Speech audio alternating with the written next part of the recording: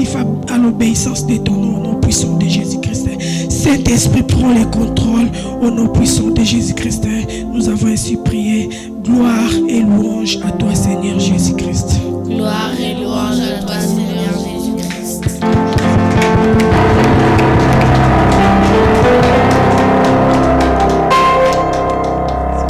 Amen. Que Dieu vous bénisse.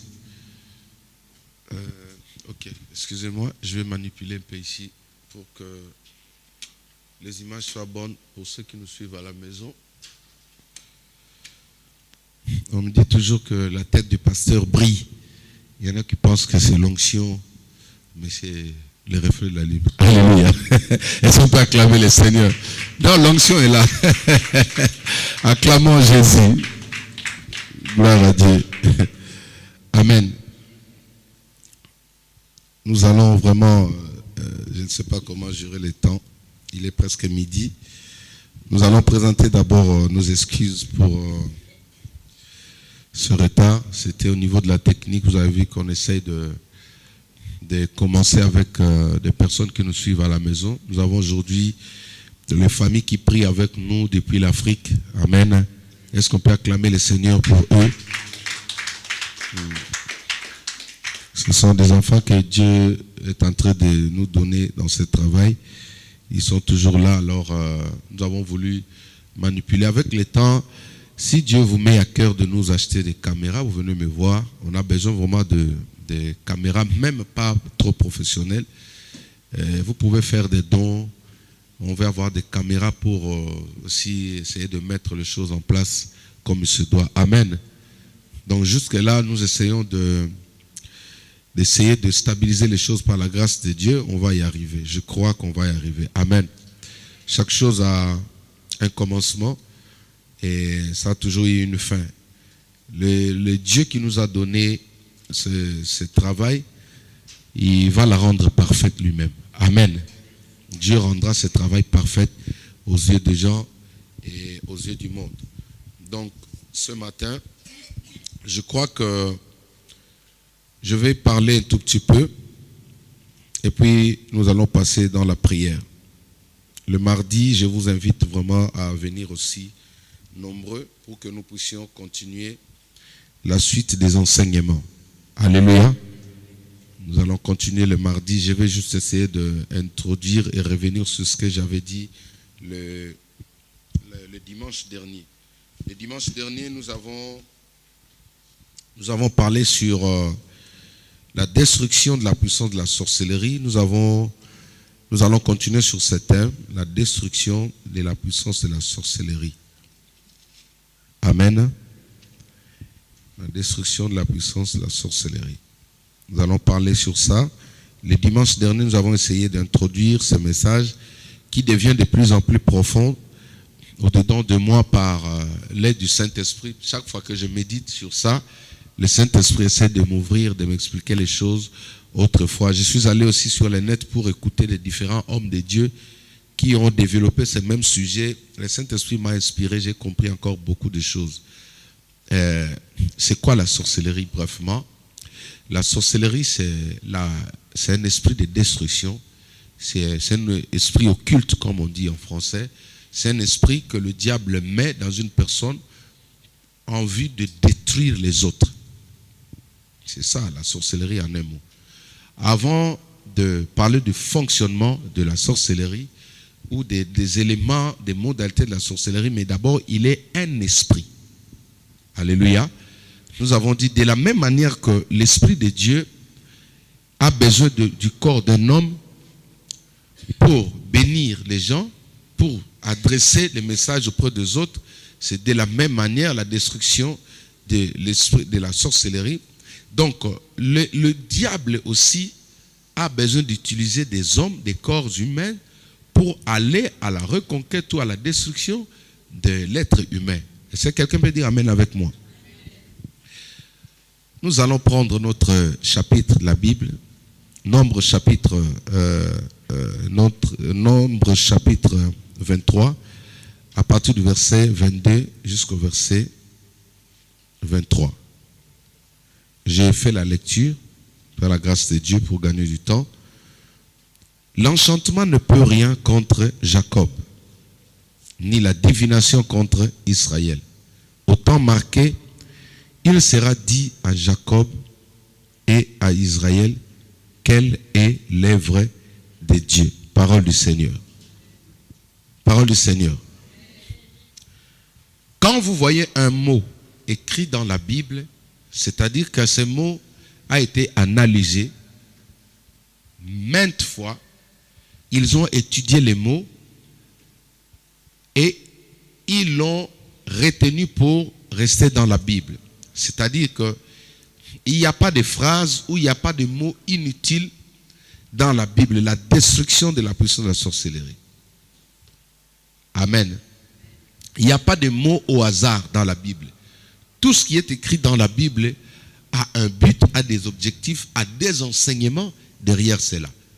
C'est ainsi, nous voyons dans cette histoire, dans Nombre chapitre 23, ici, la Bible nous explique l'histoire du roi Balak et l'histoire du prophète Balaam et les enfants d'Israël. Balak était un roi à l'époque quand Israël était en Égypte. Balak, c'était l'un des rois qui occupait un territoire dans le désert, c'est-à-dire après la sortie des enfants d'Israël. Balak occupait un territoire. Et Balak a pris des nouvelles qu'il y avait un peuple qui était sorti de l'esclavage en Égypte. Et ce peuple-là était en route, en direction de Canaan. Maintenant, la direction ou la trajectoire de ce peuple, il devrait passer par le territoire du roi Balak. Balak était informé des exploits du peuple de Dieu face à ses adversaires. Quand Israël est sorti en Égypte, toutes les personnes qui se tenaient, qui faisaient face à Israël, étaient tombées devant lui. Souvenez-vous que dans la Bible, Dieu a dit à Josué, nul ne tiendra devant toi tant que tu vivras. Alléluia. Des paroles comme ça, il faut dire amen pour que ça devienne à toi. C'est une des promesses que Dieu fait à ses enfants. Je dis bien à ses enfants. Dans la Bible, il y a des promesses qui ne concernent pas les païens. Il y a des promesses qui ne concernent pas, c'est-à-dire tout celui qui n'est pas en Christ, il y a des promesses qui ne lui regardent pas. Alors c'est là, Dieu, il dit à ses enfants, il dit, tant que tu vivras, nul ne tiendra devant toi. Là, il parle à Josué. Maintenant, nous voyons cette histoire avec les enfants d'Israël qui commençaient déjà à vivre cette réalité.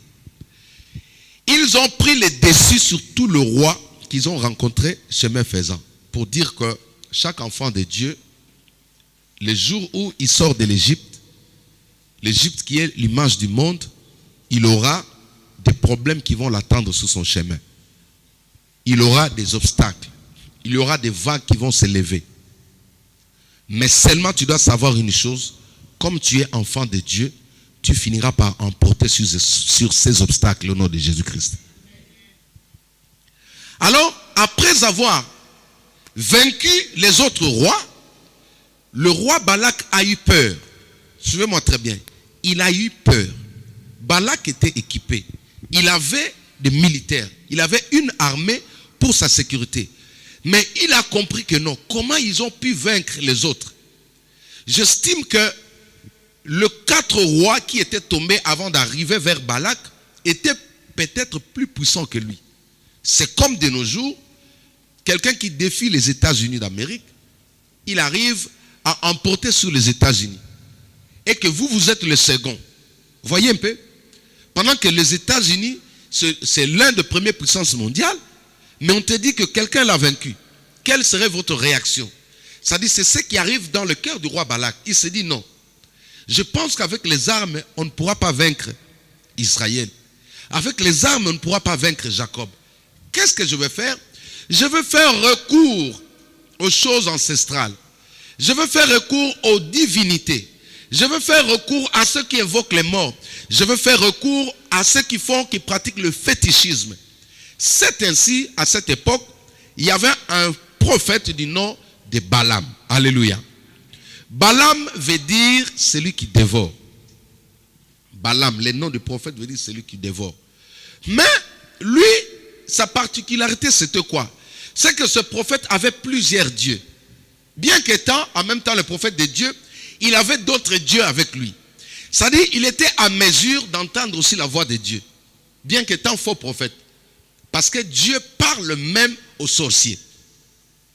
Dieu parle même aux poissons. Ça, c'est la souveraineté de Dieu.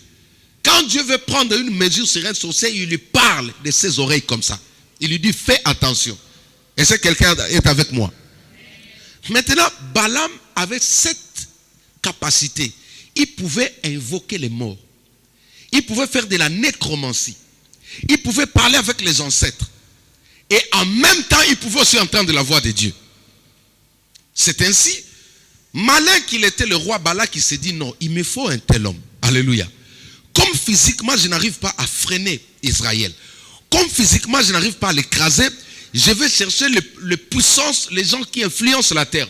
Pourquoi il est parti consulter les esprits? Parce que ce que nous vivons le jour, c'est les conséquences de ce qui est fait la nuit par les esprits. Alléluia.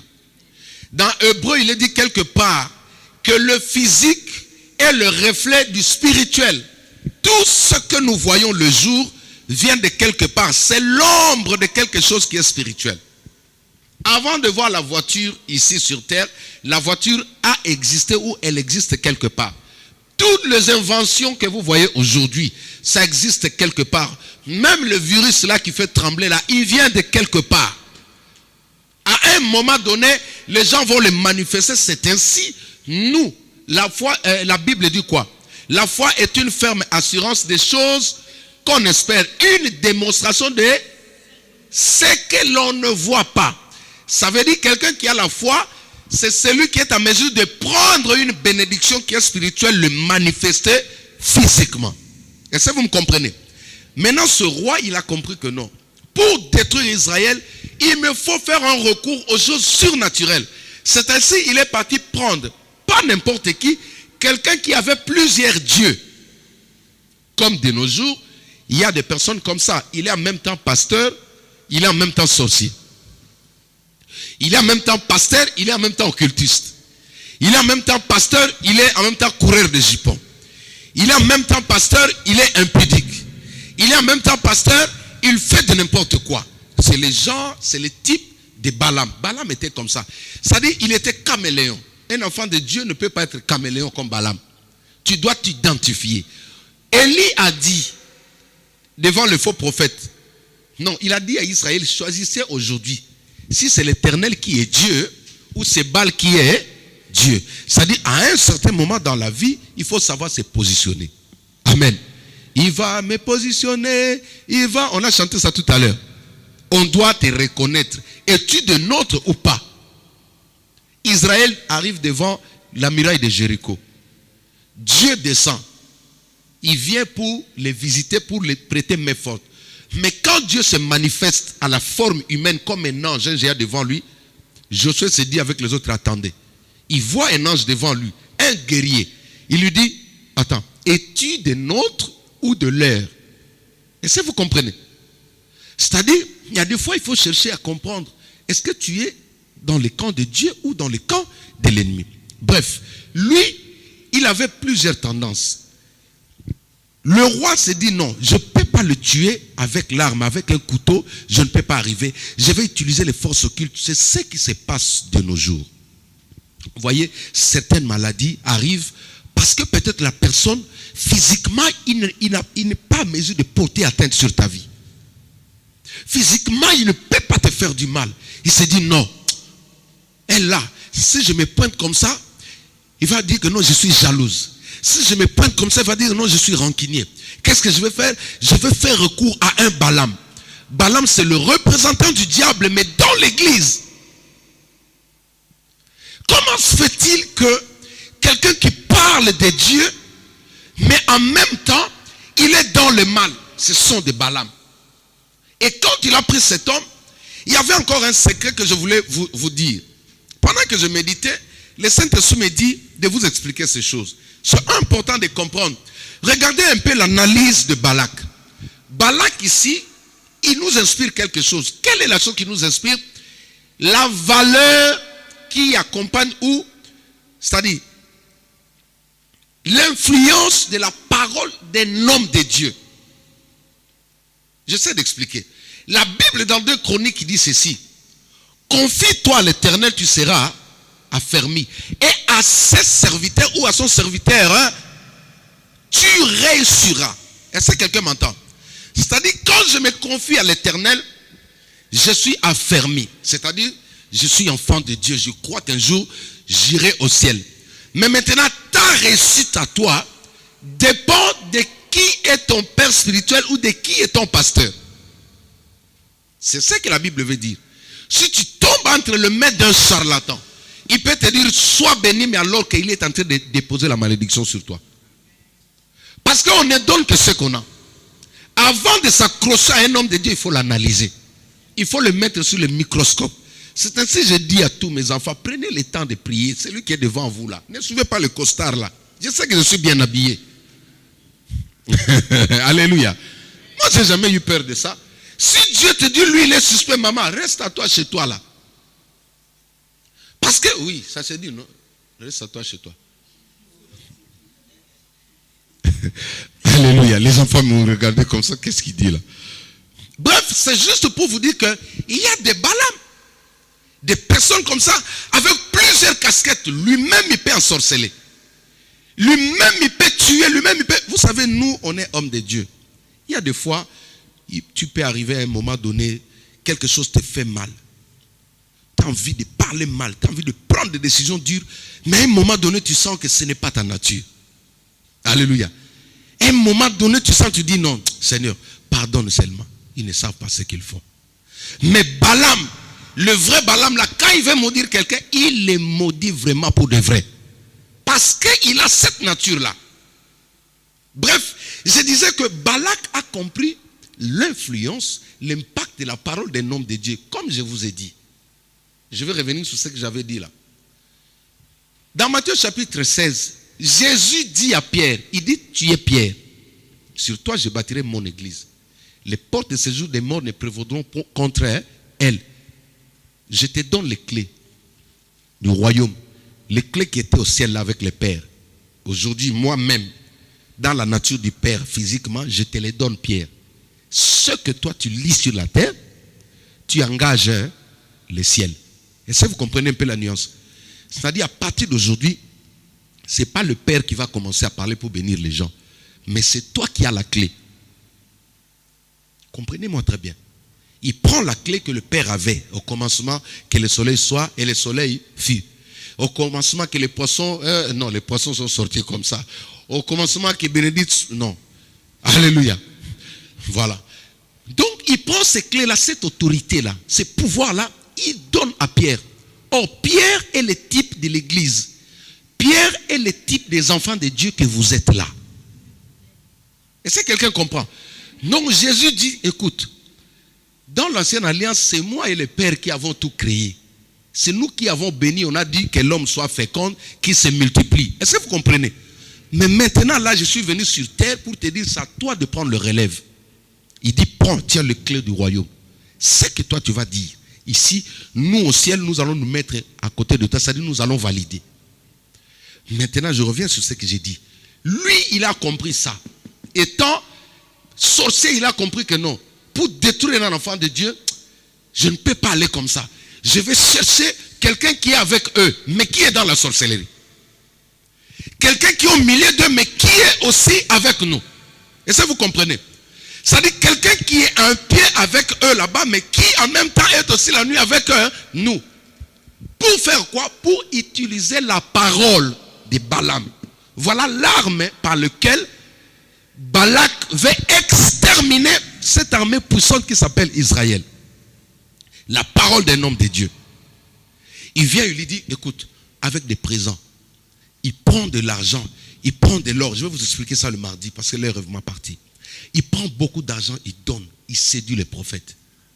Il donne aux prophètes, il dit, écoute, tu vas aller pour moi maudire les enfants d'Israël. Or, les historiens disent que Balaam était un voyant, était un charlatan. Comme je vous ai dit, en lui-même, il connaissait la divination. En lui-même, il connaissait la nécromancie, la sorcellerie, c'est-à-dire qu'il avait la capacité d'opérer dans ces 3 dimensions différemment. Parce que déjà, un sorcier, c'est le moindre. Un sorcier, un magicien est plus fort qu'un sorcier. Un magicien peut arrêter un sorcier. C'est pourquoi vous allez voir, même dans le ministère, des pasteurs qui sont dans la magie, ils arrivent à maîtriser des sorciers. Toi, tu penses que c'est l'onction. Parce qu'en fait, lui, il est supérieur dans le monde occulte là-bas. Un magicien, c'est un généraux. Quand il se met devant un sorcier, c'est pourquoi, je vous donne un exemple un peu basique. Est-ce que vous avez déjà entendu qu'un chef d'État a été ensorcelé et il est mort? Un président de la République.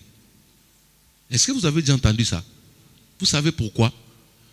Parce qu'eux ne sont pas sorciers, mais ce sont des magiciens.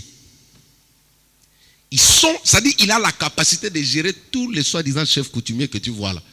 Parce que si la sorcellerie était forte, les chefs coutumiers allaient se mettre ensemble, comme Kabila là. Ils allaient dire non, on va les loquer, on va jeter le mbassou sur lui, mais ça n'arrive, il n'arrive pas.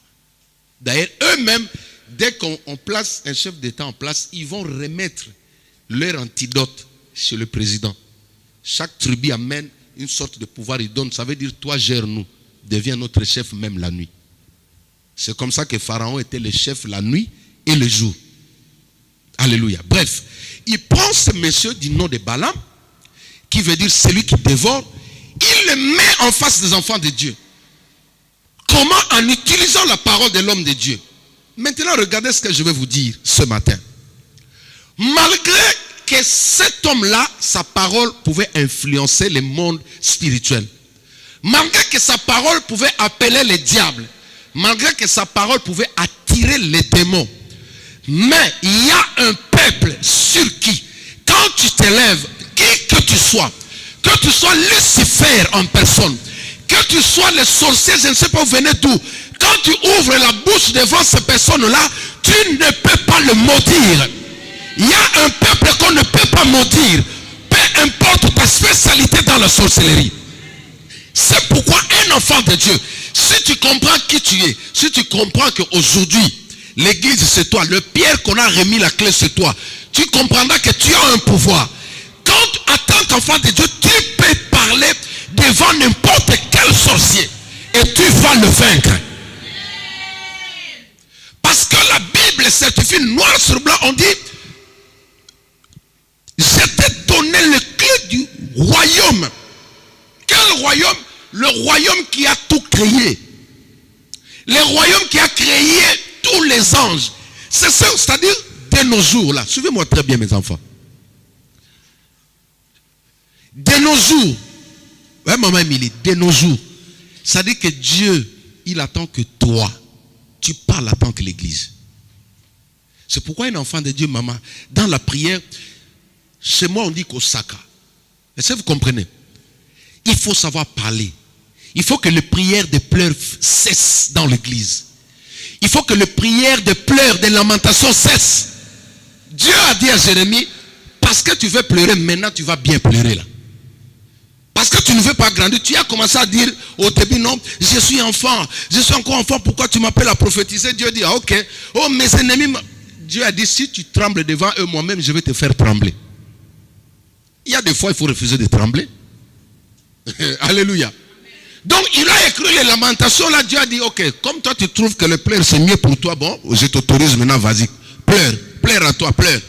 Jusqu'à ce que Dieu a suscité même les gens, les tongueurs là, vous voyez dans la Bible, les gens qui tonguent, comment on les appelle? Les comméreurs. Alléluia. Il y a eu des gens qui se sont complétés, ils ont dit non, lui les prophètes là, on va le tuer avec la langue. Ils ont dit tuons-le avec la langue. Est-ce que vous savez qu'une autre manière de tuer des gens, c'est la langue? Jérémie, vous voyez les lamentations de Jérémie que vous lisez là. C'est la souffrance. Parce qu'il ne voulait pas grandir. Lui, il était sensible. Et quand on dit quelque chose sur lui, il ne dort pas. On dit, il sait que les gens sont en train de mentir, mais non. Moi, je n'aime pas qu'on parle de moi comme ça. Moi, comme ils ont parlé là, je ne peux pas manger. Si tu ne manges pas, je viens chez toi, je mange ta nourriture là. Les gens se sont mis comme des chiens. Quand tu vois des chiens tout autour de toi la nuit, ce sont des gens qui parlent aussi mal. Ils créent des situations. L'homme de Dieu a commencé à pleurer. Oh, moi, il s'est fait mal. Dieu a dit aux oui. Parce que tu ne voulais pas grandir. Arriver à un niveau où même quand les gens parlent mal de toi, quand tu sais que c'est un mensonge, tu mets ça à côté. Alléluia les mamans. Ne soyez pas fragiles comme le prophète Jérémie. Ça, c'est un mauvais côté. On a parlé mal de toi. Maintenant, tu dis, ah non, tu oublies que tu as un Dieu puissant. Écoutez, il a essayé, le premier pratique, la divination. C'est-à-dire, il a pris sa spécialité. Il est parti invoquer les morts pour maudire Israël. Mais à chaque fois, quand il voulait sortir la parole de malédiction de sa bouche, quand ça arrivait là, c'est la bénédiction qui sortait. Et je déclare sur ta vie, sur la vie de tes enfants, sur toute ta destinée, sur toutes tes petites filles, tout celui qui se lèvera comme Balaam pour maudire ta famille, ces paroles seront instantanément transformées en paroles de bénédiction au nom de Jésus-Christ.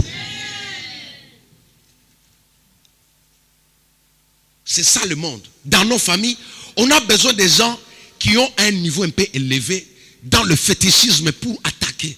Hier, j'ai dit à ma femme, vous savez qu'en 2016, moi, j'allais mourir comme ça, c'était à 16 heures. Et je sais d'où m'est venue cette attaque. Alléluia. Je reçois une vision dans la maison et je vois plusieurs personnes qui sont venues, ils m'ont arrêté. Ils m'ont fait monter sur le câble électrique 6600 volts là. Quand j'ai pris ça comme ça, j'ai commencé à être électrocuté. J'ai crié du fond de sommeil, mais la voix ne sortait pas. La voix, j'étais inoptisé.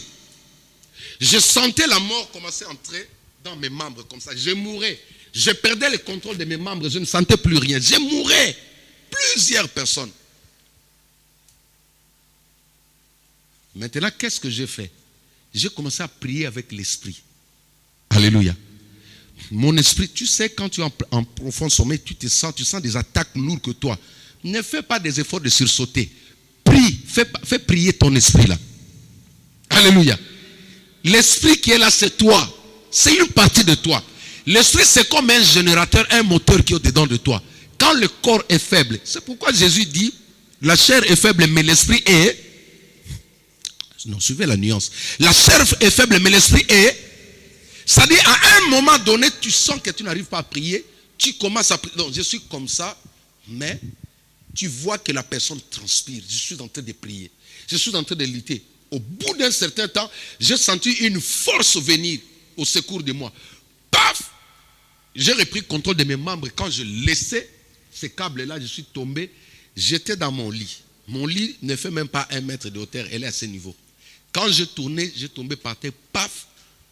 Il y avait un bain de sang sur mon visage. Mais avant cela, il y a eu une succession des attaques. Ma femme le sait. La personne qui a osé m'attaquer là, quand il m'appelait, alléluia, il ne faut pas que ça vous fasse peur. Je vous donne des clés pour que vous compreniez. J'ai vu la photo de la personne sur WhatsApp. Quand la personne appelle, son profil sort, n'est-ce pas? Mais son visage était dominant. La personne, quand je regardais la photo comme ça, c'est comme si la personne était là. C'est comme s'il était là en présence sur le portable. Je n'arrivais pas à regarder. Je regarde comme ça, c'est comme s'il me dominait. Or, à ce moment-là, la personne était quelque part avec des gourous. Ce qui manquait seulement, si moi je faisais le geste qu'il m'avait demandé, si je donnais l'argent. Comme il insistait, donne-moi l'argent, donne-moi l'argent. Si j'ai donné ce jour-là, c'est fini, j'allais me vendre. Alléluia.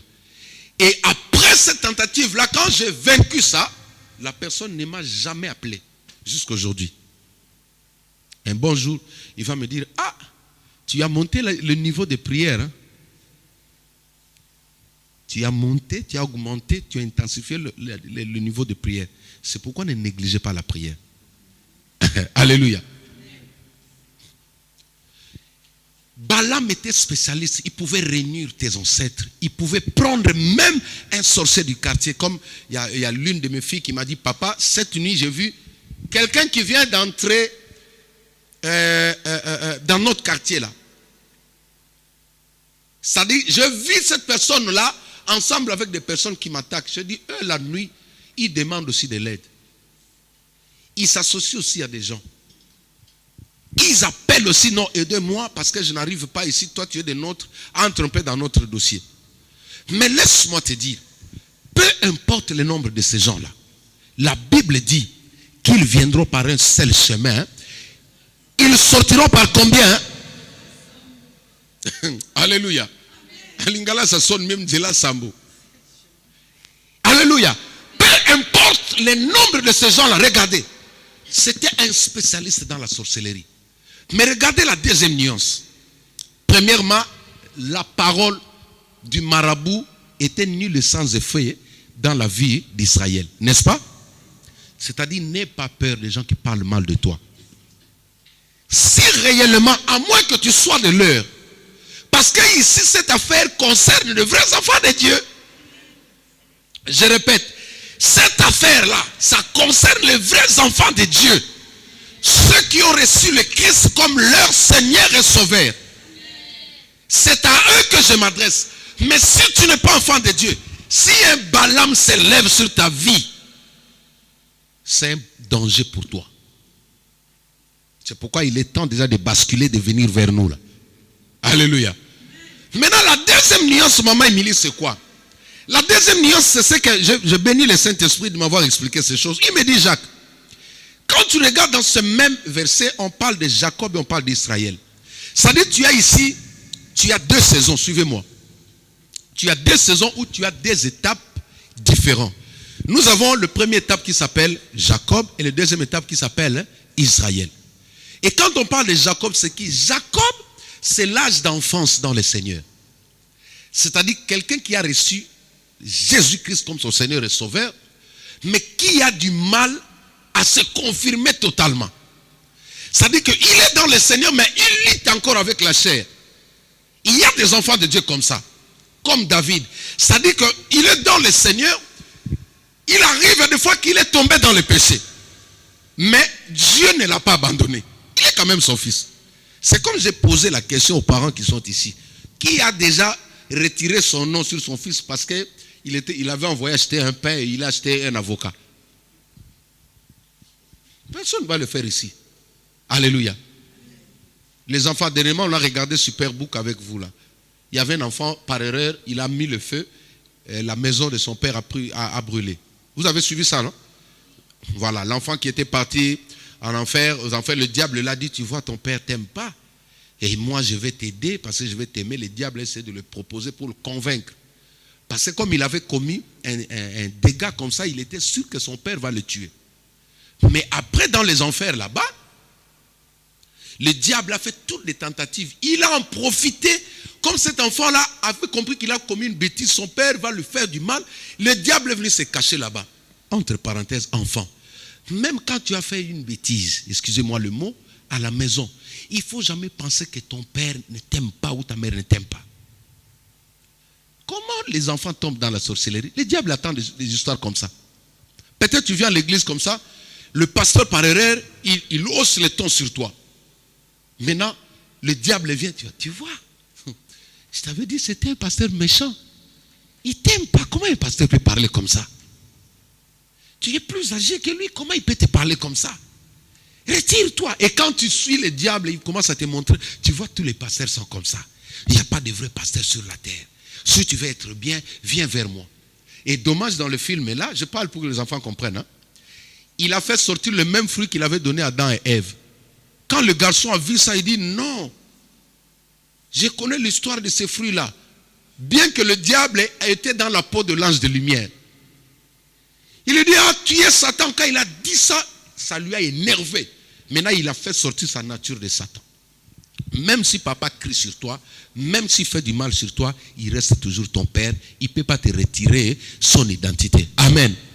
Si tu retires l'identité, l'ADN, le gène qui est en toi là, il ne peut pas le retirer. Tu es toujours son fils. Est-ce qu'on peut acclamer le Seigneur?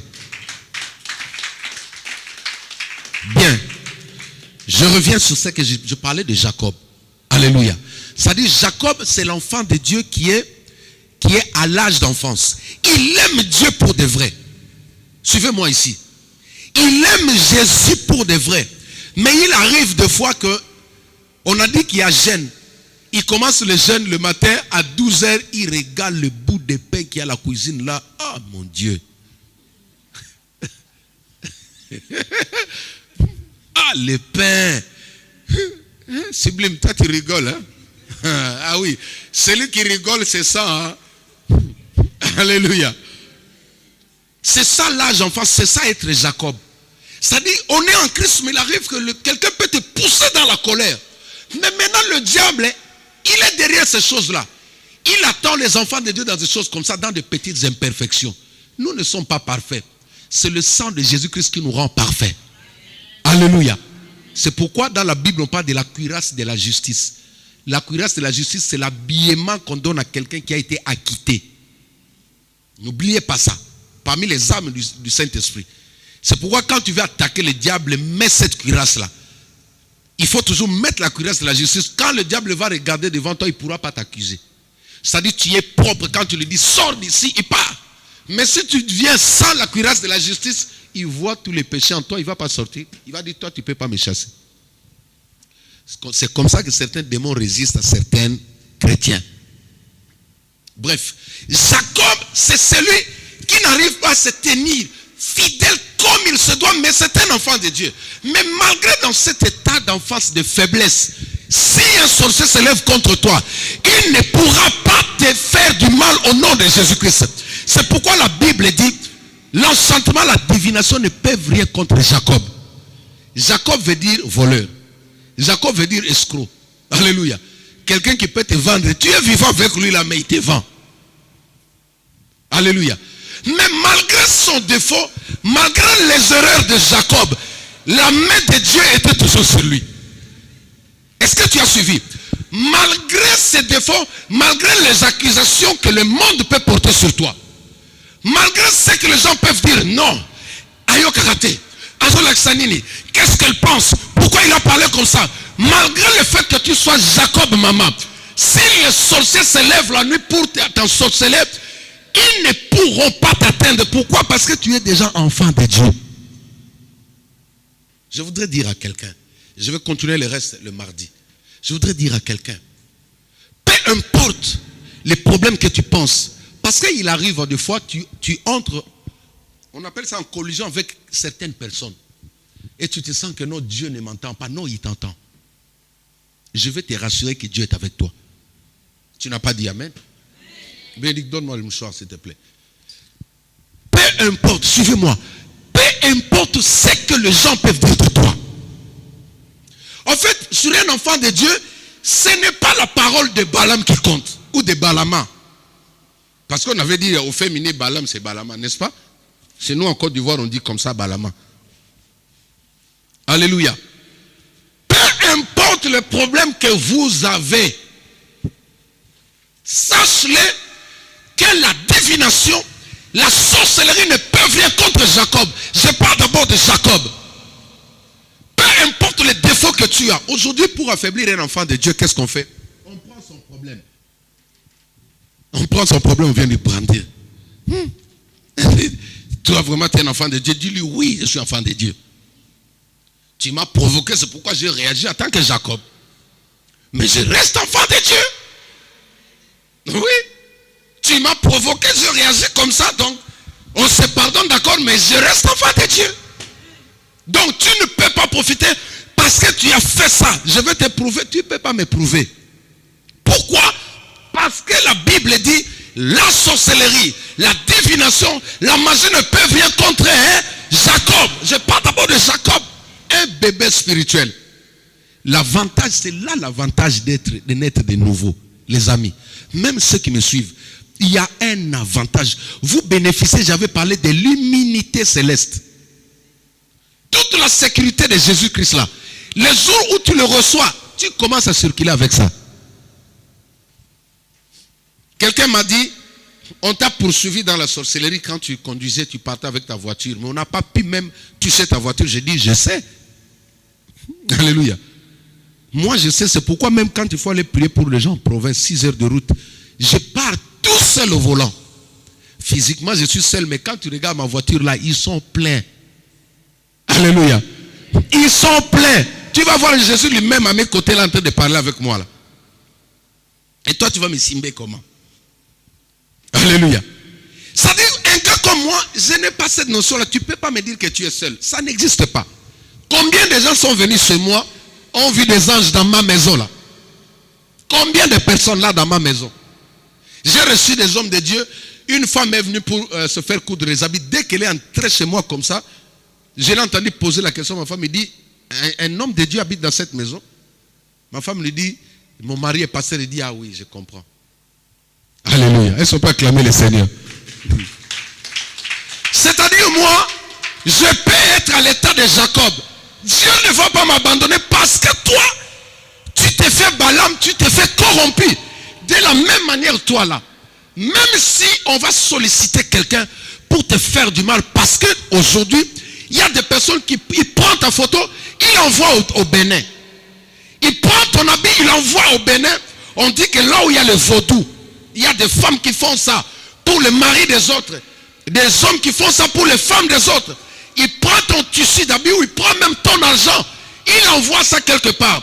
Malgré que tu es en état de Jacob, la Bible déclare, la sorcellerie, la magie ne peuvent rien contre Jacob. Personne ne peut t'ensorceler. Mais le problème ici, il faut que tu prennes conscience de ces choses. Il faut que toi tu comprennes ces choses, Emmanuel, tu comprends? C'est-à-dire qu'il faut être un enfant de Dieu à cette nature têtue. La têtutesse vis-à-vis de notre identité, ce n'est pas l'impolitesse. Suivez-moi très bien. Notre têtutesse, ce n'est pas l'impolitesse. Il ne faut pas dire qu'elle est impolie. Non. C'est tout simplement parce qu'elle connaît ses droits. Quand on connaît ses droits, on est libre. Même devant le président de la République. Quand il veut te dire quelque chose, tu dis non, je connais mes droits, monsieur. Je connais mes droits. Et quelqu'un qui connaît ses droits, tu ne peux pas le vaincre. Donc voici, je suis parti un peu en mode exhortation pour vous expliquer que nous sommes en train de parler de ces choses. Pourquoi je parle de ça? Parce que j'ai reçu une vision. J'aime pas beaucoup parler, mettre les choses un peu, des révélations comme ça devant pour ne pas... Il y a des gens qui vont dans les églises que pour ça. Alléluia. Ça, ce sont les outils de travail que Dieu nous donne. C'est-à-dire, on peut utiliser ça, on peut être en mode prophétique ou pas, mais toi, tu dois être à l'église. Il faut être à l'église. J'ai compris que si je mets les dons devant, l'église va remplir. Au bout de si je commence à prophétiser, les gens seront là. Les gens vont venir, mais ces gens-là ne grandissent pas. Les problèmes, les dangers, c'est ça. Ces gens-là ne grandissent pas. Mais si tu comprends ce que je te donne, même si on te rajoute une prophétie, tu vas toujours comprendre que je suis enfant de Dieu. Je reste enfant de Dieu. Tu es français, tu restes français. C'est comme ça. Alléluia. Donc tu t'es débarrassé, peu importe les problèmes, on va te juger comme étant français. Dieu m'avait donné cette vision. J'ai vu pendant que je priais, j'ai vu des esprits sortir du corps des gens. Je les voyais comme ça. Le Saint-Esprit me fait souvent cette grâce-là. Je vois l'esprit un peu qui sort. Il y a un autre qui est sorti comme une ombre noire. Pendant que j'ai posé ma main sur la personne, une ombre noire est sortie à partir de ses pieds. Comme ça, il est parti.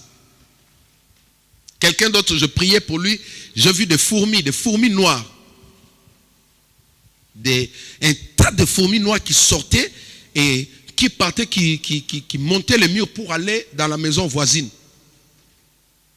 Dieu fait grâce. Et le Saint-Esprit m'a dit que je dois enseigner ces choses. Nous parlons de ça, pas pour vous effrayer, mais je vais juste te faire comprendre, maman. Même quand tu sors, tu te réveilles un peu en retard là.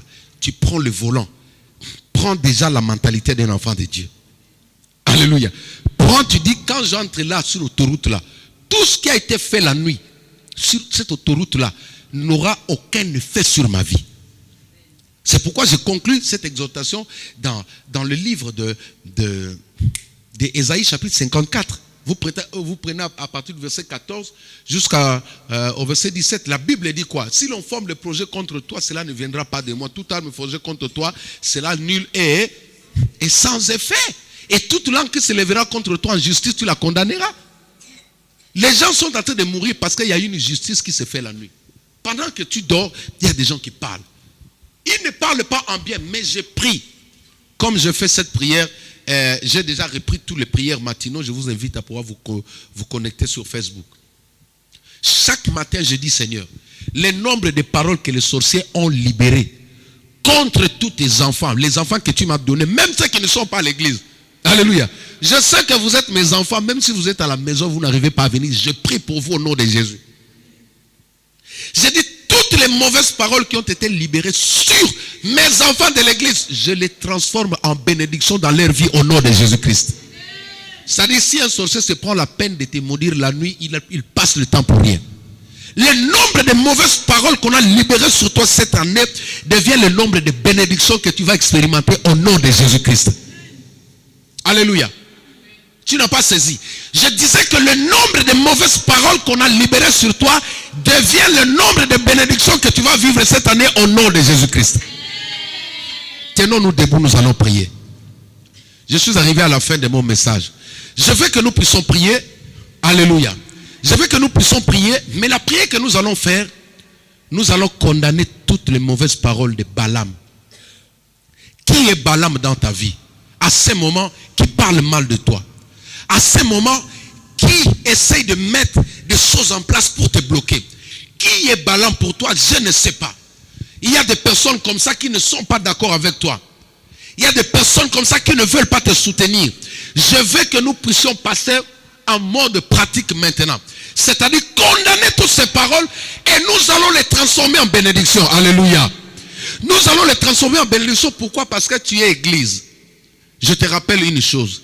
Que maintenant, Dieu attend que toi tu parles. Dis à ton voisin, Dieu attend que tu parles. Dieu attend que tu parles. Si tu ne parles pas, c'est les paroles de Balaam qui vont s'accomplir sur toi. Que cela ne t'arrive pas au nom de Jésus. Maintenant, nous allons parler. Je vais inviter la servante de Dieu. Elle sera avec moi ici sur l'estrade. Nous allons prier. Pendant ce moment, bien-aimé, garde tes yeux fermés. Entre dedans de toi-même. Rentre en toi maintenant. Commence à réaliser. Commence à réaliser un peu les temps que tu passes. Commence à réaliser les temps que tu passes. Commence